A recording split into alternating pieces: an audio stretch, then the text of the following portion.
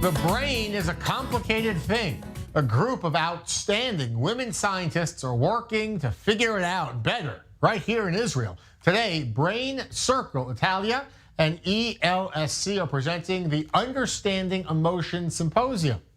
It's a symposium to better understand and discuss and research the role of emotional intelligence in our lives. This series will have 8 separate events over the next few months, kicking off today in Jerusalem, continuing across Europe. 8 cities, 8 topics, 40 female neuroscientists making groundbreaking discoveries on the brain and its impact on human emotions.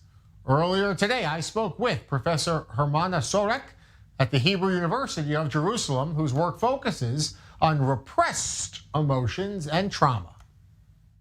Professor Sorek, thank you so much for being with me on I24 News. It's a pleasure to be with you. Professor, tell me more about this symposium. What is it about? Who is it for? And what do you hope people learn from these lectures?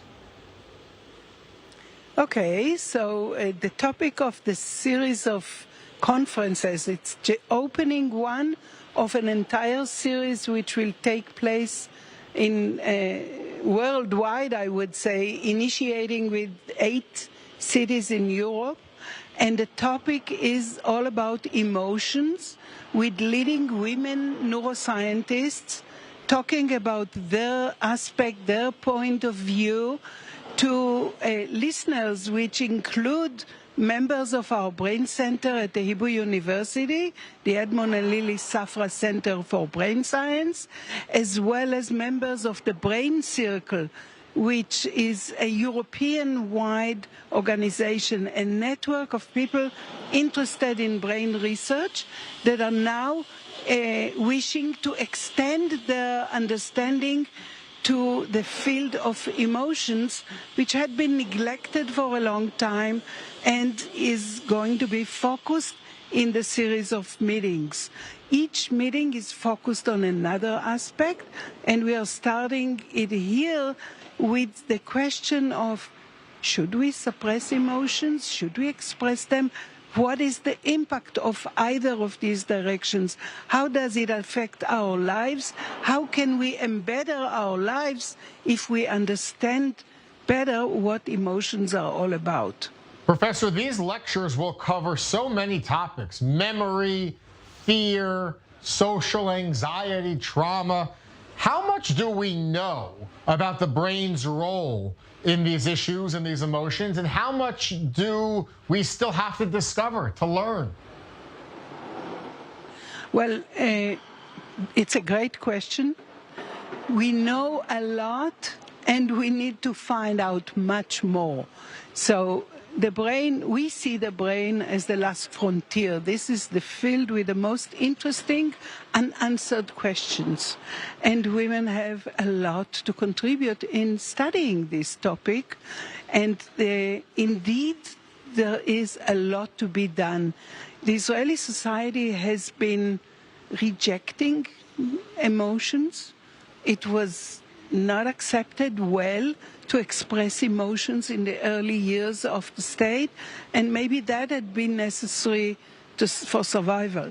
But we advanced beyond that, and now we wish to understand what emotions are all about and use that understanding to embed our lives for the benefit of many. Professor, your lecture, your expertise focuses in on repressed emotions, how people repress trauma and severe emotions. How common is that in society, that instead of talking about difficult things with a professional therapist or friends or family, that people just bury it? And what does that do to us? Well, repressing emotions has a lot of impact, and people don't apply sufficient importance to the link between brain and body. The brain doesn't function on its own. It keeps connecting to the body. And when someone is stressed, acutely stressed, like post-traumatized, that would also affect the inflammatory level. That might entail physical diseases. And it's only the understanding of that that will open new treatments and new ways to avoid the damage that negative emotions may entail to our life and survival. Post-trauma patients are known to have a shorter life expectancy. That's not their brain, it's the inflammation that does that. And we need to study brain-to-body communication. I once had a student, and I told him, I'm going to look for the link between brain and body. And he went immediately to all the networks and said, there are only 7 other scientists looking at that. That's where we were 10 years ago. Today, there are many more scientists that realize this link, look into that, and will hopefully make a difference. This series of meetings had been initiated by an Italian journalist that I admire for many years, Viviana Kassam, who is herself a real expert in the field just because of her link to our brain circle and her attendance and work for our series of meetings on different aspects in neuroscience and what they entail for human embetterment. Professor, what does it mean to you to collaborate and give these lectures with dozens of like-minded women, female scientists and neuroscientists from around the world working together on this issue? As a leading female neuroscientist, what does it mean to you? Well, it means a lot to me because I grew up in a field where the great majority of speakers, final authors, acclaimed scientists were always males. And female scientists were pushed aside. And that is true for the entire society. We're not that far from the age when people said if a woman is too much interested in academia, the children might be autistic. That's stupid fake news. Autism is a disease and it's genetically affected, and there's much to be learned about how to treat the children. Doesn't have anything to do with the academic interests of their mothers. Viviana Kassam tells me that when she started her career as a journalist, she was sent to interview women only because women cannot do really important topics. That's not true either. I think the world is changing today, and we need to move on with it and realize that humanity has two halves. They're not equal, they're not the same. They can contribute to each other and should be viewed as such. Professor Sorek, I want to ask about the COVID pandemic. Thankfully, Israel is exiting this fourth wave, but COVID, disease, death, lockdowns, economic uncertainty, it's been part of our lives now for 2 years.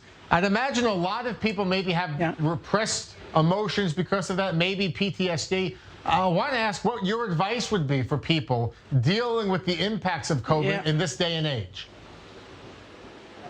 Right, you're absolutely right, and that's one of the most important topics to our lives, all of us, in the past 2 years or more.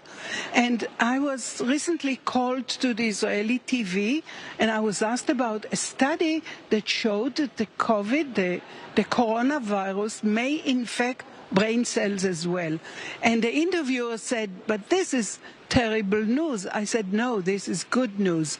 Science tells us that when a patient comes to the doctor and complains about memory problems, about difficulties to focus, the doctor should not say, oh, forget it, this is a lung virus. It's a body disease. It doesn't affect the brain. That's not true.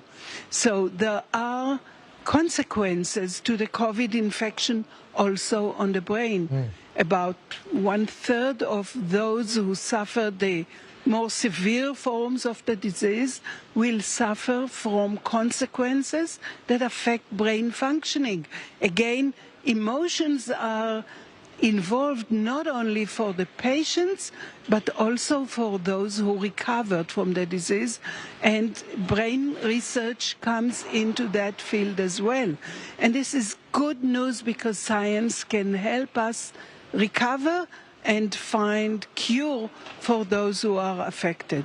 Really incredible work that you are doing, and a really exciting event that is now kicking off in Jerusalem, this symposium, this series of lectures that will travel and take part around the world. Professor Storek, thank you so much for being with us on the Zoom In Show.